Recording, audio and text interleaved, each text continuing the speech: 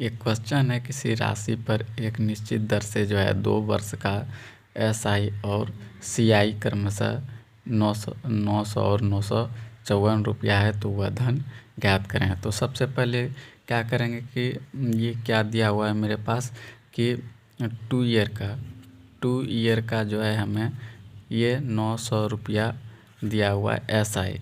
तो ये 1 ईयर के लिए क्या हो जाएगा, तो ये हो जाएगा 450 रुपया, इससे डिवाइड हो जाएगा। तो यानी कि ये मेरे पास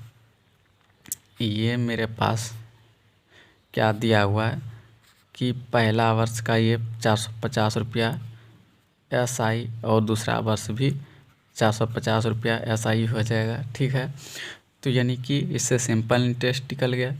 अब जो है यहाँ पर क्या दिया हुआ है मेरे पास, सीआई और एसआई का अंतर क्या हो जाएगा, 954 और 900, ये हो जाएगा 54 रुपया। तो 54 रुपया क्या हो जाएगा, इसका अंतर हो जाएगा। ठीक है, आप देख लेते हैं कितना प्रतिशत इसका है। तो रेट बराबर हो जाएगा क्या, 54/450 गुना 100। तो ये हो जाएगा कितना, तो ये 12% हो जाएगा इसका आंसर।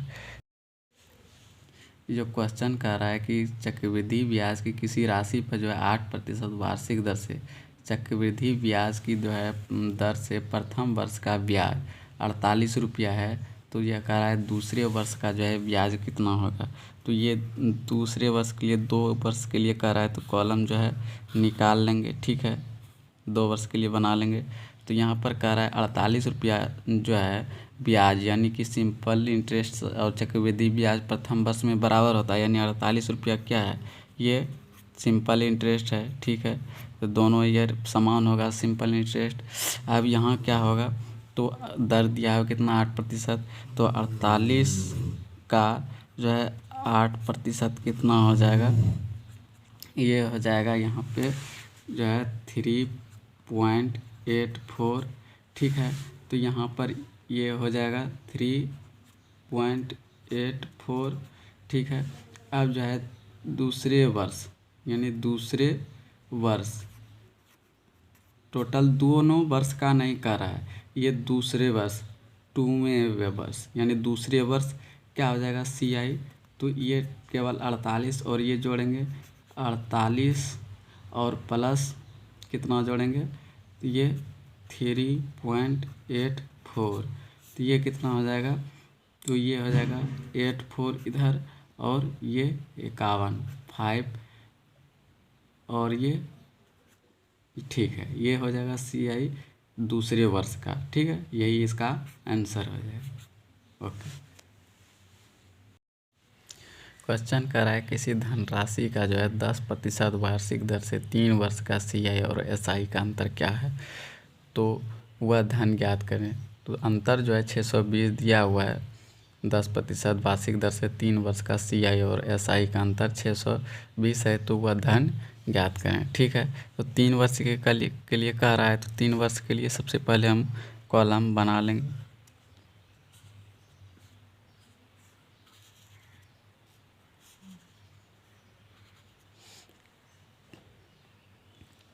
ठीक है, तो ये फर्स्ट ईयर हो गया यहाँ पे।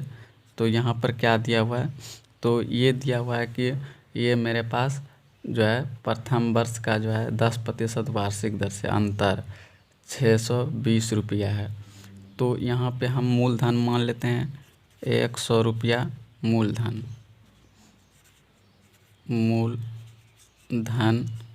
माना। ठीक है, तो इसका जो है 10% यहाँ होगा, 10%। तो ये कितना हो जाएगा, 10 रुपया प्रथम ईयर, दूसरे वर्ष भी 10 रुपया, और तीसरे वर्ष भी 10 रुपया हो जाएगा, फर्स्ट सेकेंड ईयर और ये थर्ड ईयर। ठीक है, अब यहाँ पर क्या भरा जाएगा, तो इसका भी 10% क्या हो जाएगा, 1 रुपया, और 10-10-20 का यहाँ पर जो है 10% भराएगा तो क्या हो जाएगा, 2 रुपया। ठीक है, अब जो है यहाँ पर भी इसका 10% भराएगा तो क्या हो जाएगा, तो यानी कि 1/10 यानी 1.1 होगा। ठीक है, अब यहाँ पे जो है अंतर दिया हुआ है, तो पहला कॉलम ये छोड़ करके बाकी ये अंतर कहलाता है 3 वर्ष का। तो क्या हो जाएगा, 2 1 3 3.1 जोड़ेंगे इसको तीनों को, तो बराबर में क्या दिया हुआ है, अंतर क्या दिया हुआ है, तो ये दिया हुआ है 620। तो ये क्या हो जाएगा, इसको दशमलव हटाएंगे यानी 31/10 बराबर 62 जीरो। ठीक है, अब 31 दूनी 62 होता है। ठीक है, 31 दूनी 62, तो ये क्या हो जाएगा, 1 का मान कितना हो जाएगा, 20। ठीक है, और ये 10 से गुना भी होगा। ठीक है, तो 200 हो जाएगा। तो 100% मूलधन माने हैं, तो 100% कितना हो जाएगा, 100 का मान, तो ये गुना 100 हो जाएगा। तो बराबर कितना हो जाएगा इसका, ये 4 शून्य हो जाएगा इसका आंसर, यही हो जाएगा इसका मूलधन। ठीक है, ये इस क्वेश्चन को मैंने आगे भी किया था, लेकिन वहाँ x मान के किया है, लेकिन यहाँ पे हमने 100 मान करके बनाया। ठीक है, जैसे अच्छा लगे वैसे बनाइए। सवाल कर रहा है कि वह धन कितना है जिसका दूसरे वर्ष के चक्रवृद्धि ब्याज 10% वार्षिक दर से 132 है। यानी कि 2 वर्ष का मिश्र धन दिया हुआ है और दर दिया हुआ है और मूलधन ज्ञात करने के लिए कह रहा है। तो हम इसको भी मूलधन 100 मान करके बनाएंगे। ठीक है, मान लेते हैं मूलधन इसका 100 है। अब 10% इसका कितना हो जाएगा, तो 10 रुपया। फर्स्ट ईयर और सेकेंड ईयर भी 10 रुपया। अब 10 रुपया का 10% 1 रुपया हो जाएगा।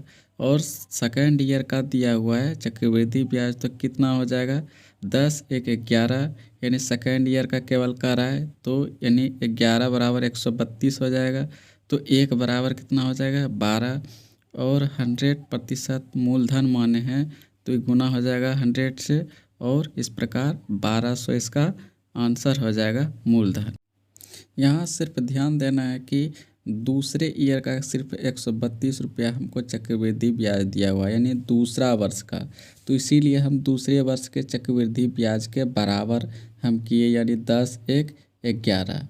ठीक है, यहाँ तक आप बिल्कुल समझ पाए होंगे। ठीक है।